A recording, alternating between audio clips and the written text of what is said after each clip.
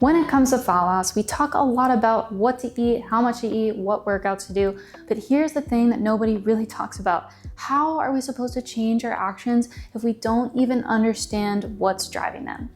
Why is it so easy to fall off even when you want to stick with it? It's not because you suck at discipline. It's because your body has systems in place that are literally designed to fight fat loss. But when you can actually understand these systems, like the role of leptin, food reward, and why some strategies backfire, you can stop blaming yourself and start working with your biology. Hey, if you're new here, I'm Julia. I'm a fat loss coach. And yeah, I struggled for years trying to lose fat, even with a master's in exercise science. Eventually, I figured it out. I lost 30 pounds, and now I help you break down the science of fat loss so you can finally stop the overeating cycle and get the results that actually last. If you've ever felt like you know what to do, but you still just can't stick to it, this may be the part that you've been missing. So let's start with one of the biggest players in fat loss resistance, and it's called leptin. Leptin is a hormone made by your fat tissue.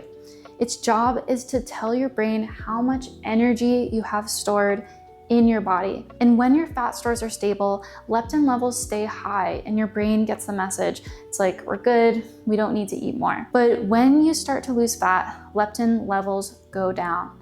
And that's when your brain starts to freak out a little bit.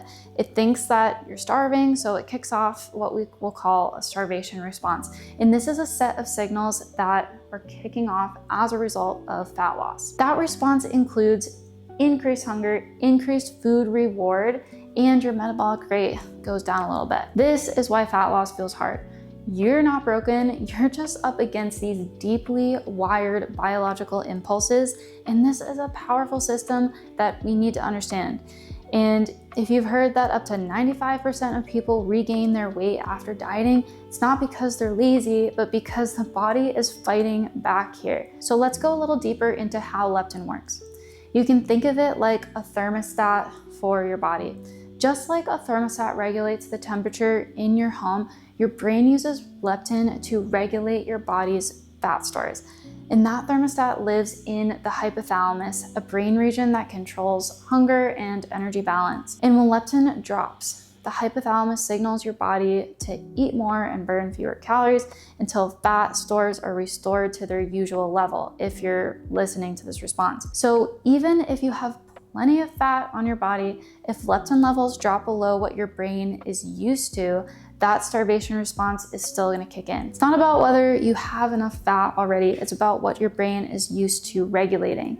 So whether you're trying to lose 5 pounds or 50 pounds, your body is going to defend fat loss in the same way. Now, this doesn't mean that fat loss is hopeless, but it does mean that we need to understand and respect this system that we're working with because it is so influential, and there are ways that we can attenuate this response. So how do we work with it? Let's look at an example. A researcher named Michelle Cabanach ran a study at Laval University in Canada, and in the study, he had one group of people eat a bland but unrestricted diet for 3 weeks. They could eat as much as they want.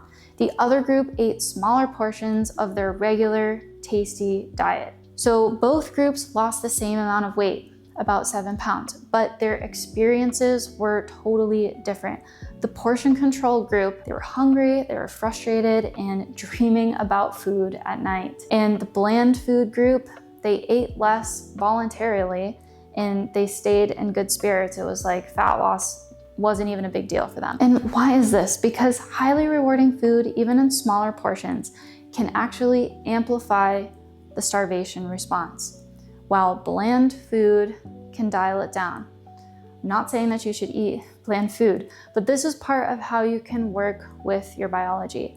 Tracking your food can help for some people, tracking your macros, but if it's only what you're focused on, portion size, you might be making it harder on yourself. Strategies like if it fits your macros, where you're only concerned with if it fits the amount of calories that you're trying for, or carbs, fats, proteins. This can work in theory, but for a lot of us, it eventually backfires. And this is because you might be hitting your macros, but not satisfying satiety circuits in your brain.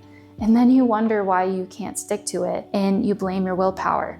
Maybe you're not even tracking, you're just trying to eat less. But this isn't a willpower issue, it's just your biology. And once we blame ourselves, we fall into other psychological traps that we'll go more into later.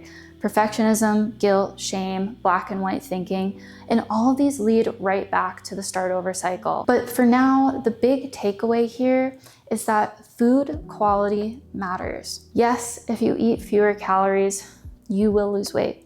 But if your food choices keep triggering the starvation response, it's going to feel way harder, more miserable, and lead you into that horrible cycle that we're all so sick of. So our goal here is to quiet these responses. And the way that we do that is by choosing meals that are balanced and satisfying and built from whole foods most of the time. So your biology feels safe letting go of fat. And one more thing, you can still enjoy highly rewarding foods without overeating them.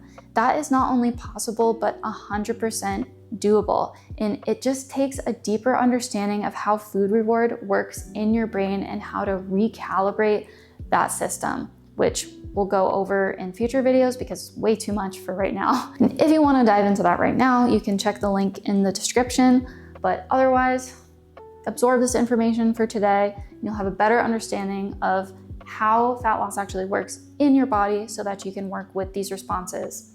See you in the next one.